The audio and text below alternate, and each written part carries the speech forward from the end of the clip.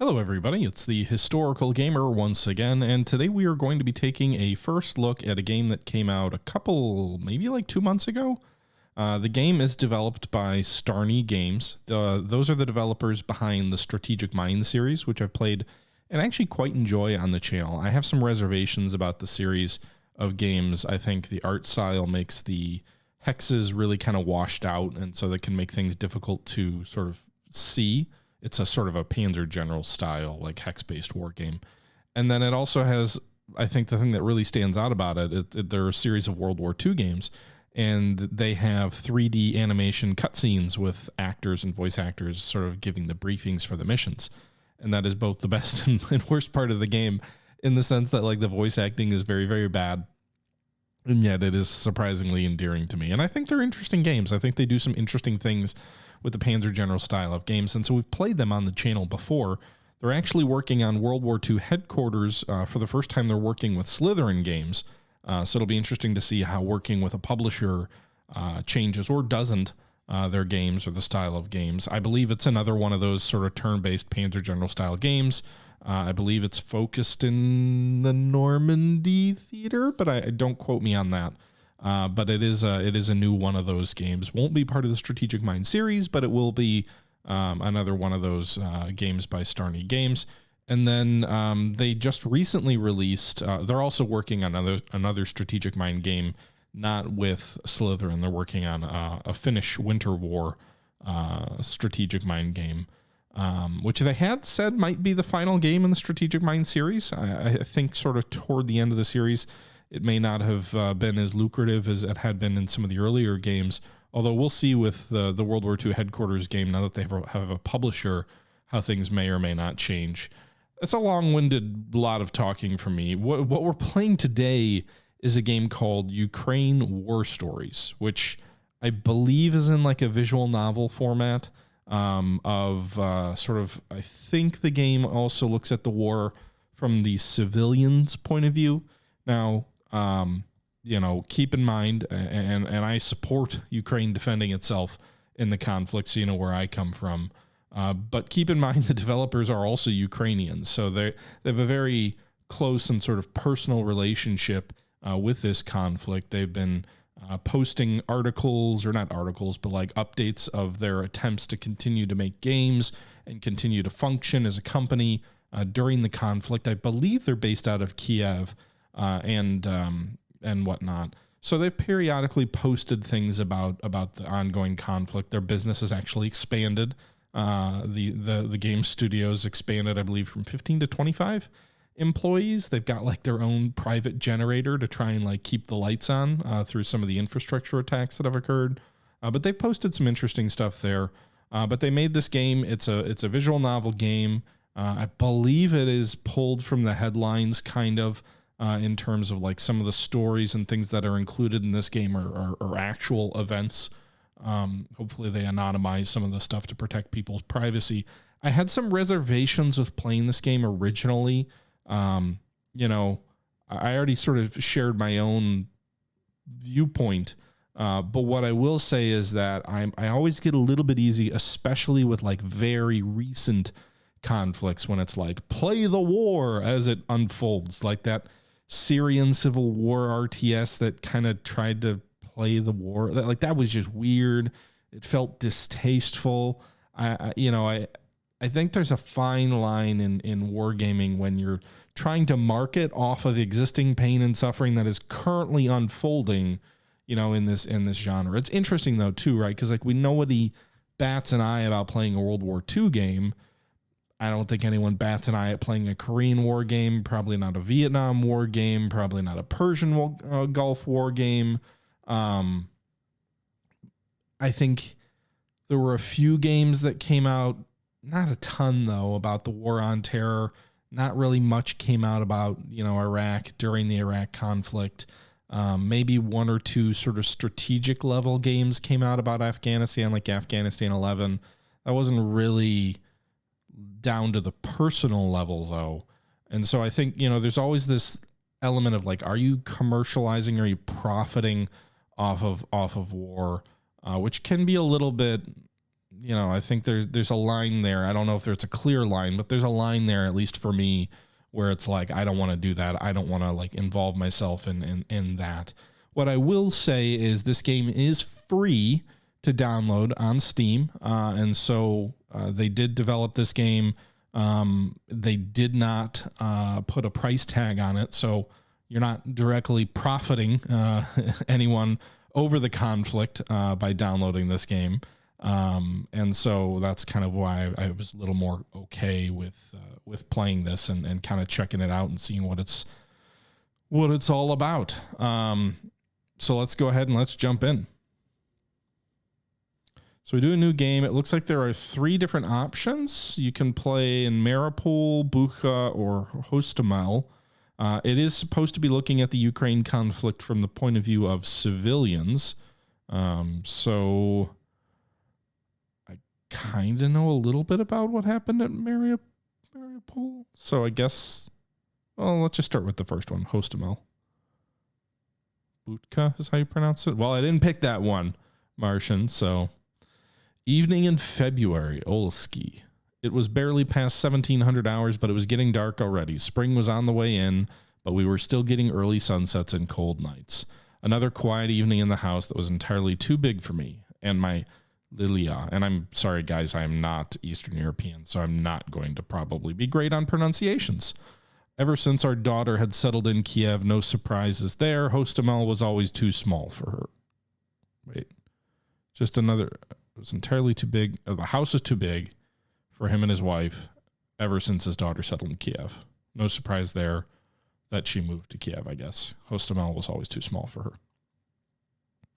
Still, she kept in touch with us. In fact, that evening, I was just trying to figure out a present for her, from her, a smartphone. Well, I wasn't trying anymore. I delegated the task to the neighbor's girl, Melania Mirzonia. Melania is a bright girl, top of her class at the medical university in Kiev, much younger than my own daughter, Katya, barely in her 20s, quick-witted and full of life, unlike me, a tired old man. I've been an aviation engineer for 40 years before retiring, and yet these modern gadgets are beyond anything I've worked with. What's this up here? We've got status. So we've got Olski, that's us. We are confident. Lilia is sad. And Melania, I don't know, sad. So it looks like there's 3 different characters at the moment in the game, and we're just kind of reading through some stuff. Now my wife Lilia says she is the savvy one, but that evening she was preoccupied. Olski, she said in a worried voice. Olski, have you heard what Putin is saying?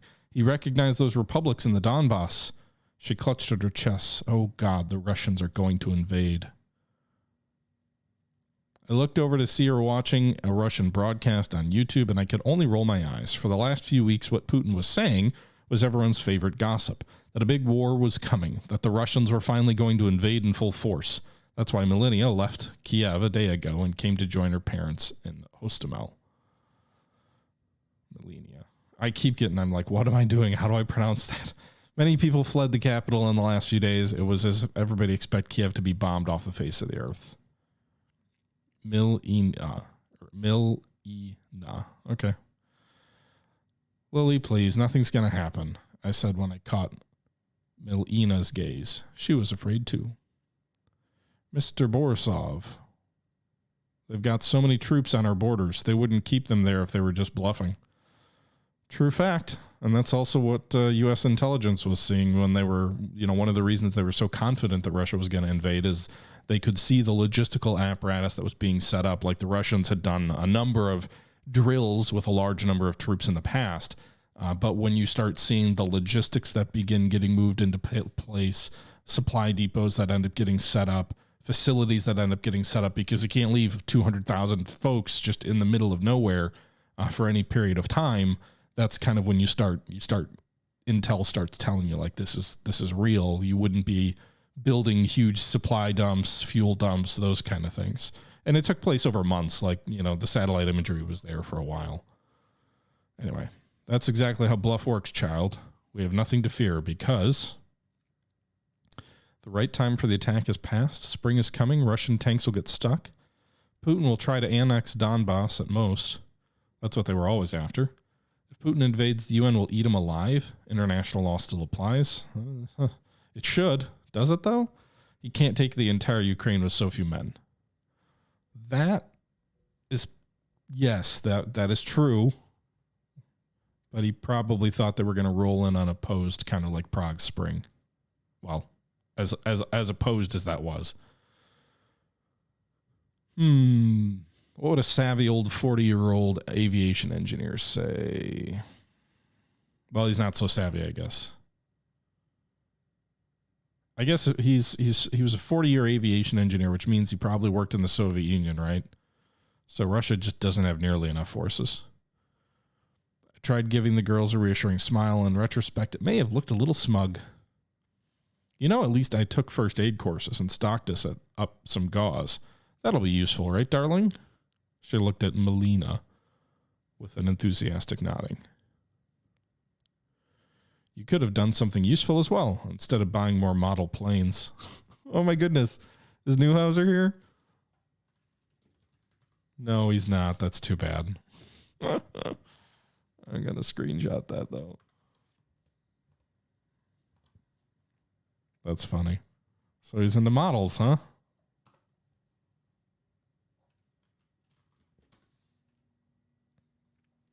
Why did that? Okay.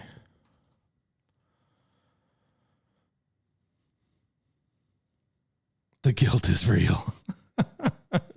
I just chuckled. I could tell she was just worried. She didn't mean it one bit. Look, if you're so worried, I'll go get the car fueled up. Say on the Thursday. We weren't using our car much except to buy groceries. So the near empty tank didn't seem like an issue. With my bum leg, I barely left home anyway. And Lilia was working as a teacher. His students were all on distance learning. That's right, because of COVID. Then we'll all have a vacation in the Carpathians, a week or 2 weeks, until the whole deal resolves itself, and you'll see that I was right. Stocking up on fuel is a good idea. My dad is stocking up as well before the prices rise even more. I nodded. I didn't believe war was coming, and if I did, I couldn't do anything to prevent it. But there was something I could do. Help everyone stay calm. All right, so their mood went up. There was a deafening noise outside, wrestling me from sleep instantly. Is this still the 17th?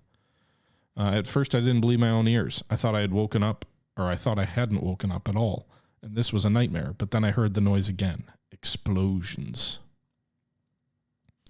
Oh, God. Lyosha, they're bombing the airfield. Look, those helicopters are shooting rockets.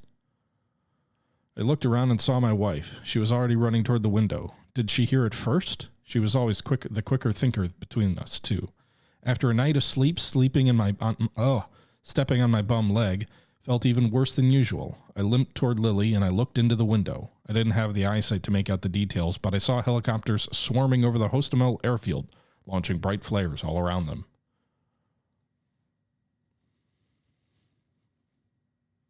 I hope not, Lake. At least not till after the conflict. Not rockets, flares. They do it so our soldiers don't shoot them down. They're fixing to deploy the airborne troops. Lily covered her mouth with her hands and looked at me. I don't think I've ever seen her so confused and scared. Pack our things. We might have to leave town. As my wife ran around the house packing up everything of any value, I was trying to process what was happening. The war had begun. I had seen it with my own eyes, but I still couldn't comprehend it. I was so convinced the Russians would never act upon their threats. What a fool I've been. There was gunfire coming from the airfield. It snapped me back to reality. I had to do something. When I got to check up on Lily, I saw her hands were shaking. I had to calm her down, or at least make sure that she didn't forget to pack anything important. On the other hand, I never got around to refueling our car, and it only had enough petrol to drive to the nearest fueling station. Okay, well, that's not good. Packing's not going to do you any good if you don't have any gasoline. You can help Lily pack. It'll reduce Olski's mood, but it'll give you medicine. Ask neighbors for gasoline, reduce your mood, give you fuel. Comfort Lily. Olski's mood goes down, Lily goes up, Sweets goes up. Okay. I'm going to say gasoline's going to be important, so let's do that. All the medicine might be too, but getting gasoline was my first priority. I got dressed and told Lily where I was going. Then I went to visit our closest neighbors. I knocked on the door, then called out a few times, nothing. I swore silently and limped toward the next house. In about an hour, I'd visited all of our neighbors. Most of them had left town while others were packing up or waiting for the relatives to join them. They all told me to evacuate as far as possible, somewhere abroad, or at least to the western part of Ukraine. The Russians weren't going to get that far, they said. Naturally, nobody had any gasoline to spare. I was heading home when someone called out my name. It was David Mirzonian, the neighbor whose house I had visited first. He had just come home after stocking up at one of the grocery stores he owned in town. Good day, Olsky. Have you seen how our boys kicked those Russians to the curb? He was merry and excited. Must have been the nerves, I thought while David kept talking. The Russians landed their airborne and left. Can you imagine? Just left their troops to fend for themselves. Our boys destroyed them on the ground. I wasn't convinced. It sounded too good to be true. To snap David back to reality, I asked him about gasoline. Oh, of course. Here you go.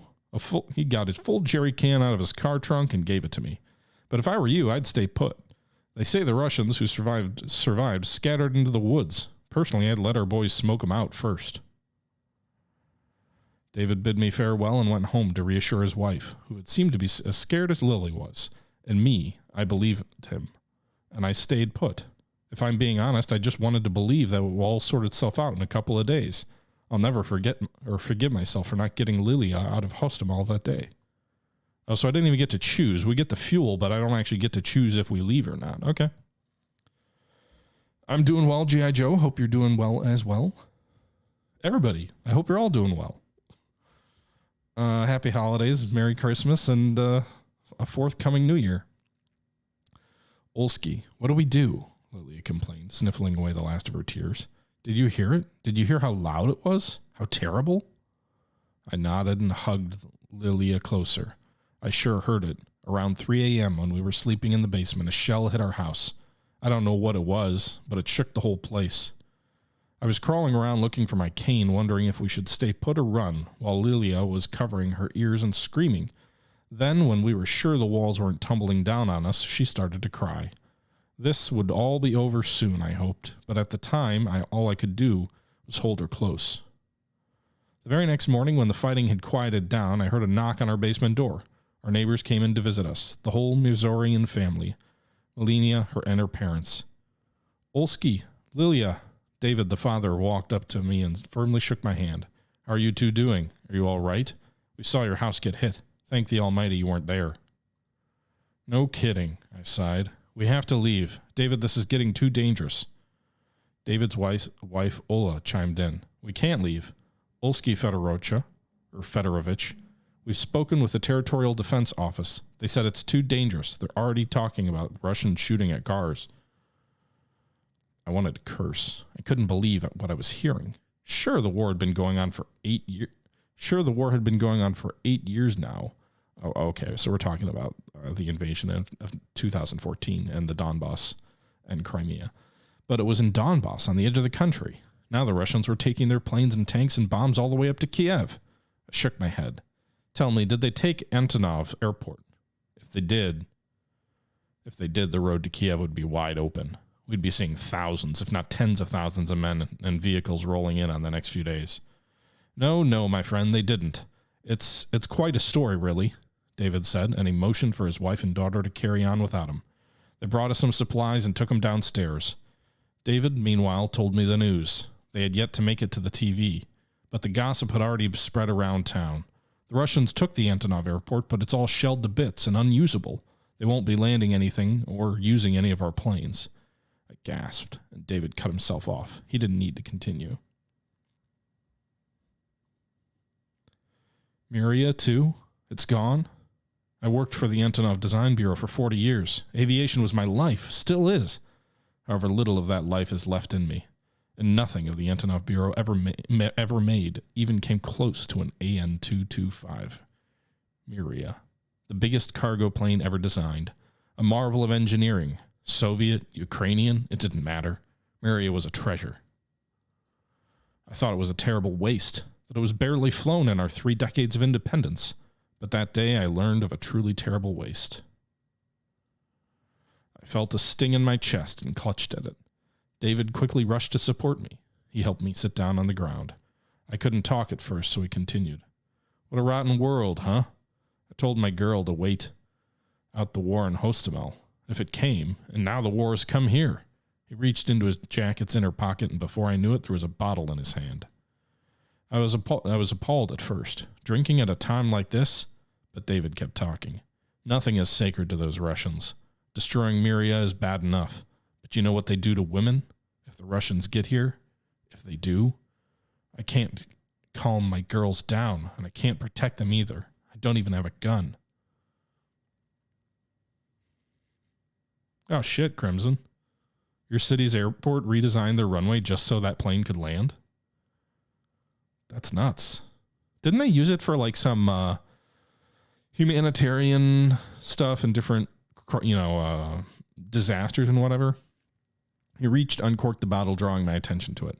It was the finest Armenian cognac money could buy. Fine. Let's go to your place, though. If Lilia catches us drinking, we're dead men. David's mood goes up. Oleski's mood goes up. Lilia's mood goes down. Save the battle for a better time. You get alcohol. David's mood goes down. Lilia's mood goes up. Everybody's goes up. Maybe let's gather everyone for a drink. Yeah. Make everybody happy. By the way, is David in here now too? So David is uncertain. Uncertain, confident, uncertain. And we have fuel. Okay. Reluctantly, David agreed. It was a magnificent cognac, and Lilia found us some treats to go with it. They were usually reserved for tea time, but this time everybody drank. Even Melinia, who, by her own admission, had never tried beer before. For the rest of the evening, the atmosphere had warmed up. David shared some news about the war generally going our way, and I tried telling jokes. It was a moment of normalcy in the crazy time we all found ourselves in. And finally, the girls lightened up a little bit. The same couldn't be said about me and David. We put on a show for the women, but we couldn't voice our worries even to each other. The peace of mind for Ola, Lilia, and Melinia was great. It was a great reward to strive for, but it left us completely wiped. We let the women to chat amongst themselves and stepped back outside. The day drew to a close, and me and David were parting ways just before the curfew. Shots were already ringing out somewhere far. The night, like the one before it, was going to get loud. Suddenly, we heard the sound of approaching vehicles. What do you know? Our armed forces have finally arrived, David asked and looked into the road, and then his face dropped. As the armored vehicles rolled down the road, we could see the bright white Z painted on them. Well, that ain't great. It had been a week since the war had begun. Just a week. An entire week. Time seemed to have slowed down, and every new day that came seemed longer than the last. Deep inside, my fear was growing. Fear for myself, my family, my home, my country.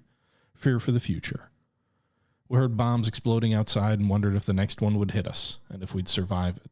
This constant wait for death left us with neither energy nor willingness to do anything.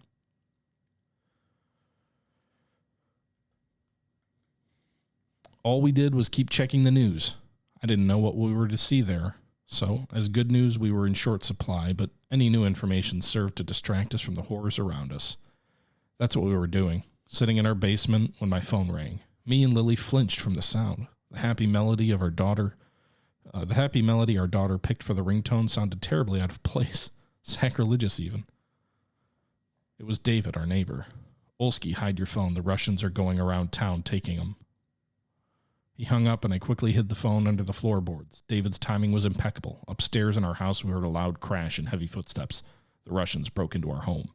We turned off the lights, leaving me and Lily in total darkness, and listened. Lyosha, what do we do? Lily whispered. I heard growing panic in her voice. In the dark, I found her hand and squeezed it. Let's be quiet. Maybe they'll leave us alone. We weren't so lucky. In a few moments, someone knocked on the basement door. It was a heavy sound. They must have been knocking with rifle butts. Open up, quick, or we're breaking the door. I didn't want to let the Russians in, but I didn't want to antagonize our men either. We had to turn on the lights and open the door. 3 Russian soldiers descended into the basement. They were armed and looked ready to use their weapons at the drop of a hat. Lily backed away from them, and so did I, using a wall for support. One of the soldiers noticed my limp. What's wrong with your leg, old man? He must have thought it was a combat wound. Hurts to step on it. An old injury. Spent half my life with a cane. He nodded and looked around our basement. We're searching the houses, looking for Nazis and saboteurs. Do you know any Nazis in the city? Great. That's a shit question to have to answer, especially if you don't. Plenty of empty houses in town. Let them search there. Give them a false lead. It'll improve your mood, or at least your mood. Lily's mood will go down. Play dumb. Whatever it takes to get them off our back. You don't know what the consequences are. They can't actually believe their own propaganda. Olski's mood goes down. Lilia's mood stays the same. Oh boy, I don't even know what to do on this one. False lead seems really dangerous because all you're going to do is piss them off, and if they decide to come back, then, they may seek revenge. Additionally, you might accidentally get someone killed. Playing dumb. I mean, you're old. Maybe you could play up the I'm old. I don't know what's going on around these days.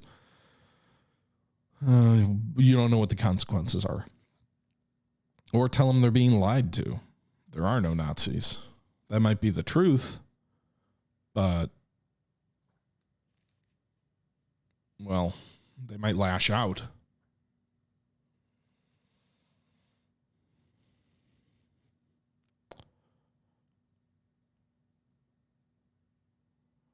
$40 is a tad early for that play.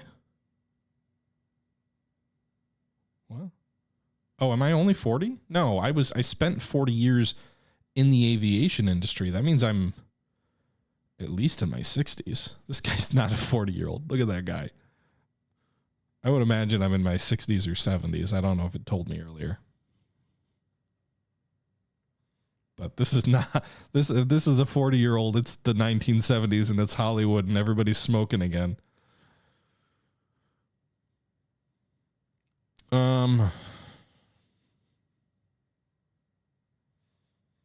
I feel like if I play dumb, they're going to take it out on me. So I guess maybe questioning them directly.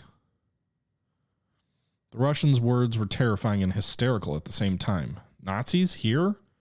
Were they really so brainwashed by their television? Come on. Don't you believe everything you're told? There are no Nazis in Ukraine. They tell you this so you feel like you're fighting the good fight. I cut myself off when I saw the Russian commander's eyes. In hindsight, now that there were in Ukraine with some weapons and tanks, it was too late to try and talk some sense into him. You talk too much. It's a bit suspicious if you ask me. He pointed his gun at me and gave his soldiers an order. Take this one with us. Looks like we found a Nazi collaborator. Fuck!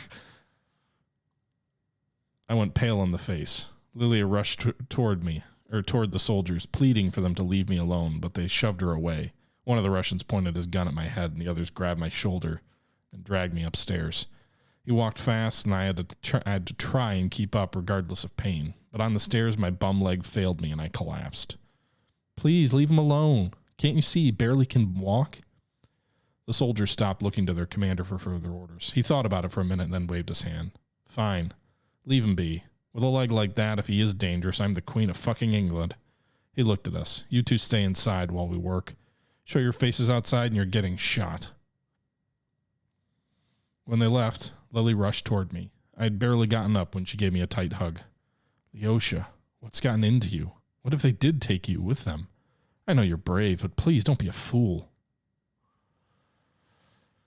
Okay. There was still fighting, but only on the outskirts. Lily had never gotten used to it, but I did. There's still fighting. There is still fighting, was something I kept telling myself as I saw Russians rummaging through the houses on our street. A unit of Chechens, Kadovrites, as they are called, even dropped by our wreck of a house. There wasn't much to steal, but they stole it anyway. Me and Lily had enough sense not to argue, and so they just took what they wanted and left. The Morosians' turn hadn't come yet, but they knew they would not be so lucky. That's why I couldn't refuse David when he asked that his daughter stay with us a few days. Me and Lilia were just a tired old couple, and with my leg, I wasn't much of a threat. The Russians were done with us. Thank you so much, Olski. Those people are monsters. David shared as Lily helped Melania make her way into our basement. Have you heard the word around town? Of course I had. The Russians took whatever they wanted. They ate anything that could be eaten, drank anything that could be drank, and took anything they could resell back home. I wasn't born yesterday. I expected as much. It wasn't a war, and I could accept it. Or it was war, and I could accept it. But what they did to women, I refuse to accept. Are you sure you don't want to join us with Ola? We'll make room. No, Fedorich. You just keep Melina hidden for a few days, okay? Me and Ola, we'll manage somehow. We'll keep real quiet. He put his finger to his lips and smiled. I smiled back at him, and he walked out into the street. I waved him goodbye. You're never going to see him again, probably. There was a pop, like a firecracker going off in the distance. David fell to the ground. He screamed. What I did next I could never be proud of. I threw myself toward the basement entrance and slammed the door shut. Downstairs, Lily yelped at the loud bang. My chest began to hurt, and I clutched it with one hand. A second distant pop. The screaming stopped. Whoa, okay. I think that I waited for hours. Melina was downstairs covering her mouth and looking in mute horror, looking with David's eyes. I think I waited for hours. When I finally peeked through the door, slow and careful, making no sound, there was David all right, and 2 Russians, one standing over David and another rifling through his pockets. What did you do that for? The one standing asked. He sounded calm, bored even. He was a Nazi, can't you tell? I know them when I see them. The other one shrugged in the dark. He wasn't being serious. I could hear him grin.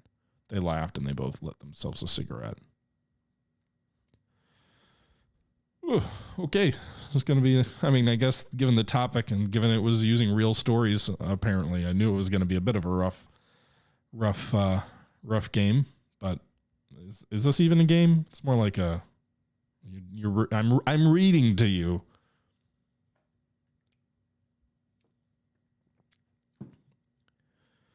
I closed the basement door and kept it through the night. Melina cried for hours. Lily held her hand and did her best not to cry too, but in the morning she too joined in when she heard Ola's wailing outside. In the morning there was fighting on the outskirts again, but closer to us sometimes. Bullets whizzed through the air right above our fence. When I opened the door to the basement, Ola crawled toward us on all fours, but something had to be done about David.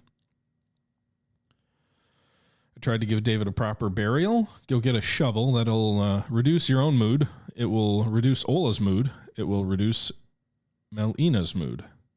You didn't want to join David. Wait for a better time. Makes everyone's mood even worse. Yeah, try and get a shovel.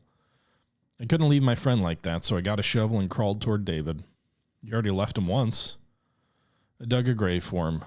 I had to stop at least 24 times. The air would get too hot, the shots too loud, and the ground would shake so hard it knocked us all off our feet. In the end, it was barely a grave. David's broad Armenian soldiers barely fit in it. It seemed like the earth itself refused to believe he was dead, but it had to suffice. And while it was a little relief for the girls, we did David good. The dogs weren't going to get him.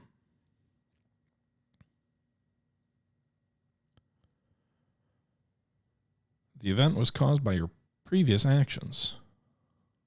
Wolski loses hope. He's desperate. The other one, my wife is confident. David's dead. The other ones are uncertain. It took my hope a while to erode, but when it did, there was no going back. At first, they promised that the war would last for 3 days, then a week, then until the next weekend. Then the Russians took Hostomel and were already shelling Kiev. Like David predicted, it was all going to be over soon, but not in the way we expected. I just knew it. It would end with Zelensky dead and the population put through filtration camps, and there nobody would care that I'm a hero of the socialist labor. Olsky Borov could not go on. The Borisov family died with the city. Oh, shit. Did we kill ourselves? I'm not entirely sure what happened. Well, fuck. So that's one of the 3 stories. We could try it again. We could just, without reading through all of it again, we could kind of blitz through it and see if our chances or choices are any different. So we're going to kind of get through. Putin's saying there's going to be a war. I don't believe it. Our neighbors over there. So we can either go with can't take Ukraine with so few men. It improves their mood by 1. So this everything here just improves their mood by 1. I'm not sure that the choice matters.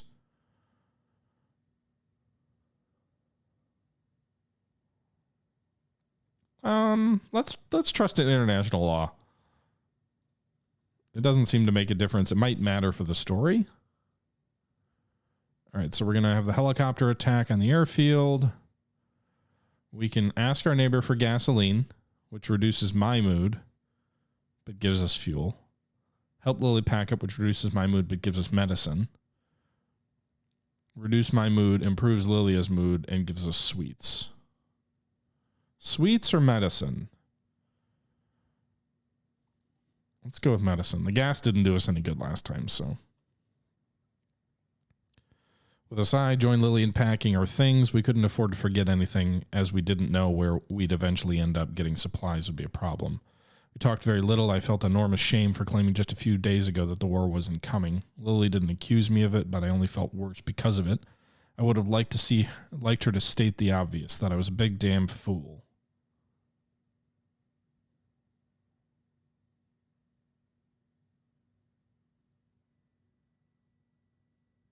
I skipped the chance to go get fuel. Like, I don't think I skipped I didn't skip the choice. There was no choice to go get. There was a choice just now to get fuel, but I got fuel last time. We had fuel when I died. But no, when we were done, blah, blah, blah. All right, so got the med kit.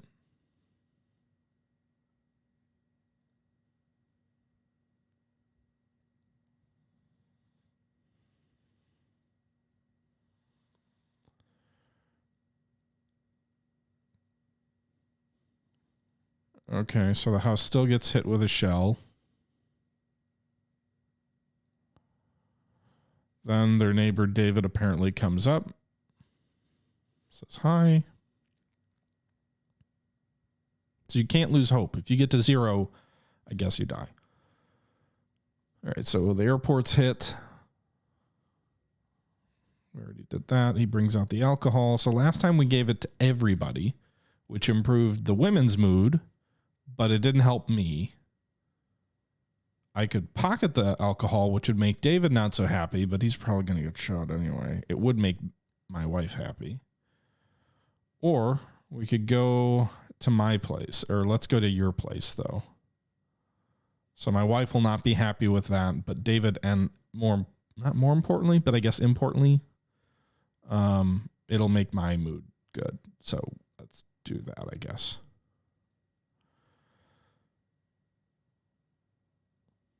The cognac was magnificent.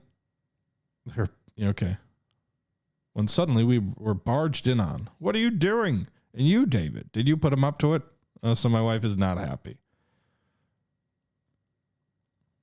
The day drew to a close. Okay. And there's the Z's. Okay. Got to figure out a way to make my wife happy now. All right, so we're in the basement. Hide your phone. Russians come. So give him a false lead. Lily's mood's already terrible, so we don't want to do that. So I'll do this one. It is a -1 on me, but it'll help my wife get up, and then we'll both be at 2. So this is what we chose last time. So they threaten to take me. I collapse. They don't take me.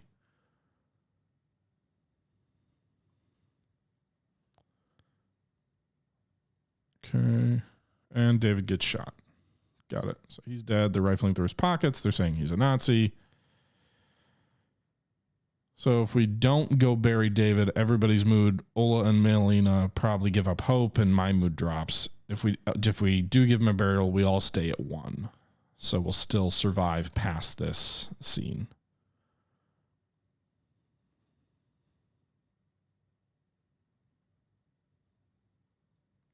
this is where we left off last time.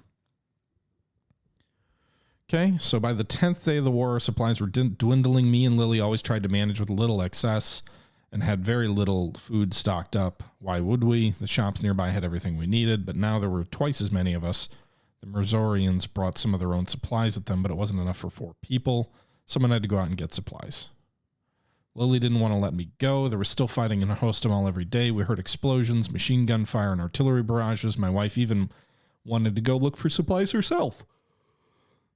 But I managed to talk her out of it. If anybody was going to take such a risk, it had to be me. I told her the Russians wouldn't give me a second thought. There was no use in shooting an old cripple. It would just be a waste of ammo. I wasn't a threat to them at all. I was trying to convince myself as much as her. Ola and Melina tried to take very little in these last few days. David's death was heavy on them. With him gone, they were on their own. I had double responsibility now. Melina cried a lot, looking into the dark circles under her eyes. I thought David should have taken her to someone else, someone stronger and healthier. When the gunfire outside had quieted down, I took my cane and grabbed my old backpack.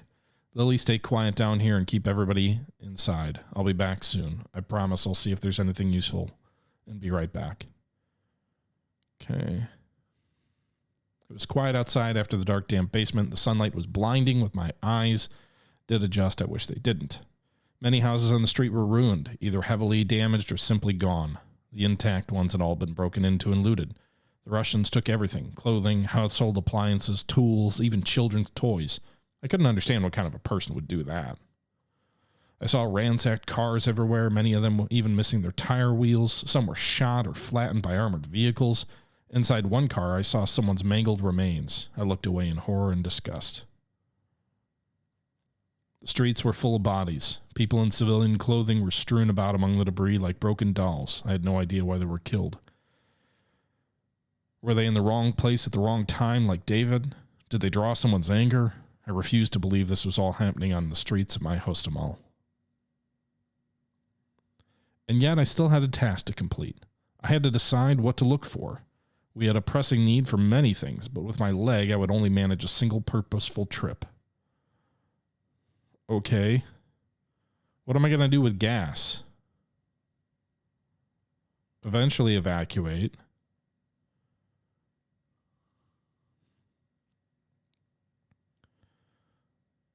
Alcohol? Might boost all their morale. Let's look for alcohol, I guess. I limped down the street thinking what everybody back home needed most when I noticed a grocery store. My memory went back to David and his bottle of cognac. Come to think of it, hard liquor was a useful commodity. It was a good antiseptic and a universal currency for barter, and in a pinch it could help us get a fire going. Inside the store I saw a familiar sight. The Russians had taken everything that could be eaten, drunk, or simply resold. The floor was littered with empty bottles and half-eaten packs of potato chips. I wasn't counting on finding anything good, but still decided to give the shop a good search. The store itself had been looted completely, but in the back, among the plastic containers and dirty rags, I found a bottle of Horkla and a few packs of buckwheat. I suppose I couldn't ask for more. I thanked the Almighty for such good luck and put the goods in my backpack and hurried home. As I walked back home, the fighting resumed, and judging by the sounds, it was headed my way. I sped up to the best of my ability a few times. The explosions would ring out in a single sheet away from me, making the ground shake under my feet. I wanted to drop the supplies I found and try to run, but I couldn't even bring myself to do it. I couldn't come back empty-handed. When I finally reached my home safely, I couldn't believe my luck. It was already getting dark outside. My leg was on fire and my back was killing me, but Lily's adoring gaze made up for any discomfort. Her look made me feel like a young man in his prime again. For the first time in forever, I felt useful. Alcohol, 1. Mobile connection was down more often than it was not, and even then it had to go outside to catch any. Well, how do you still have power if your house was destroyed? But even then, the gossip spread around Hostomel.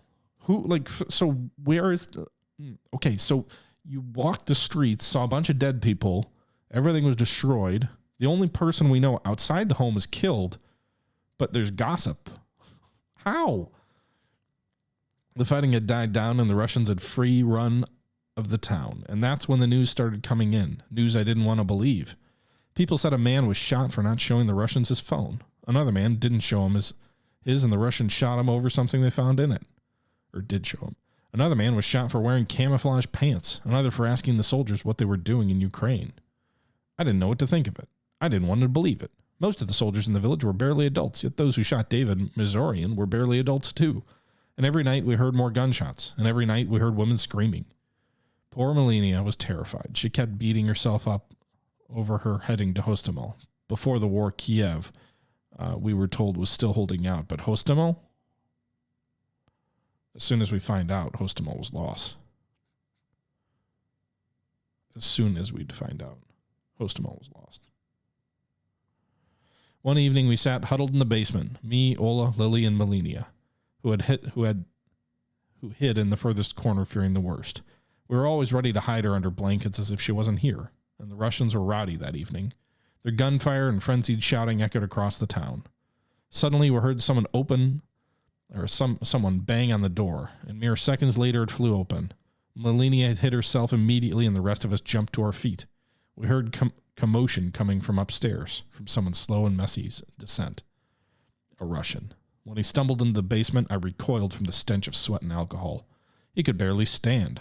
As he looked at us, his sleepy blue eyes were almost white. "Good evening.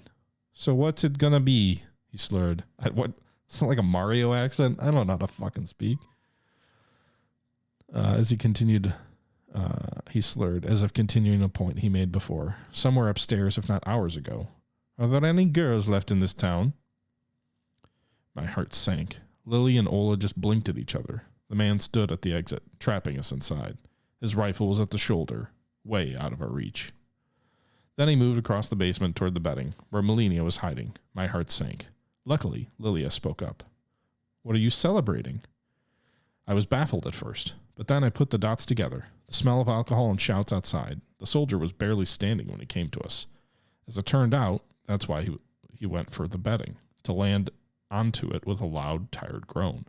I couldn't breathe from strain. Melania was barely a meter away from him, hidden under the pile of blankets. "We took Hostomel. Ha! We took everything up to Kiev. It's next. Soon, you're president." He grinned and drew his thumb across his dirt-caked neck. Him and the rest of the fucking Nazis. We had to keep the boy distracted and get him to leave us alone as soon as possible. So if I'd taken the sweets, then we'd have that to give. We could give him the alcohol and get him even more drunk. Kept him talking. "Well, this will cause me to lose hope. And this one might cause Melania to lose hope. But not me. And I'm assuming the game is based off of whether I'm. So I guess we give him the alcohol. Yosha, did you hear that? They liberated Hostomel. Get our heroes something to drink." Lily didn't need to ask me twice, and though we took out 4 cups, the Russian got most of the alcohol. He did not insist, but he didn't protest either. The drink sedated him and loosened his tongue. And the stories he told us were awful. The boy didn't seem to come from a happy household, and his home village somewhere in North Russia was sparse on young women. He was said he was conscripted a year ago, and he wasn't even supposed to be in Ukraine, but he was having the time of his life. Take whatever you want, eat whatever you want, fuck local girls, shoot everyone once in a while, and when I go back, they'll give me a medal for it. Okay. It lasted for so long I was afraid Melania would suffocate under all the blankets, but she did well. She later told us she was shaking the whole time, but I didn't notice. As soon as the Russian could hardly string words together, he leaned against the wall and his rifle belt started to slip from his shoulder. He'd barely noticed. Just then, we heard someone else walking through the open basement door. Another Russian. He too was armed. "Sari, get the fuck up. Sarge is looking for you. What the fuck are you even doing here?"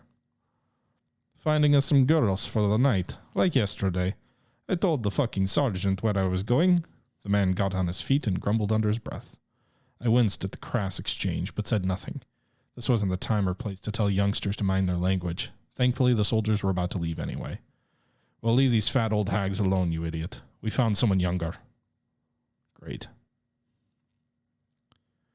The event caused by Melania loses hope. Melania wasn't looking good. News was getting harder to come by with everybody staying home and mobile connections failing us more often than not. But any time we got news, it was all worse than before. Lily and Ola could hardly calm her down. When they got together, they'd only magnify each other's fears. They all knew if Russians came for us, there would hardly be anything we could do about it. And even if I had a weapon, I was a tired old man. Nobody expected me to fight the entire Russian army. One night, we all woke up hearing Russian vehicles moving on the road above. Even after they passed us, Melania couldn't sleep. She was afraid to move or even breathe. I had to distract her somehow. Can't give her a drink because we don't have one. Can't set up a cozy tea party because we don't have the sweets. Fuck. So I can talk to her, but then I lose hope. Fucking A. Why did I get the medicine? The medicine has done us no good so far. I'm guessing it matters later in the episode or whatever, but I'm going to talk to her. And then I'm going to get her to be happy. David is a good man, didn't deserve what happened to him, not one bit. When she cried, I hugged her and did my best not to join in. Next morning, my back was not thankful for it. In the end, I managed to shield Melania from this war a little bit, and that's what mattered. But now I've lost hope. And now we're going to die in the end. So I'm assuming this means you kill yourself. Well, that was not the best. Not the best outcome, I guess. But I think that'll do it for today's episode. So that is Ukraine War Stories by Starny Games. It's available as a free download on Steam if you're interested. And there are, obviously we didn't get to the end of the first story, and there's 2 other stories in addition to this. So I hope you guys enjoyed the video. Until next time, this is the Historical Gamer saying thank you very much for watching. And until next time, I'm out.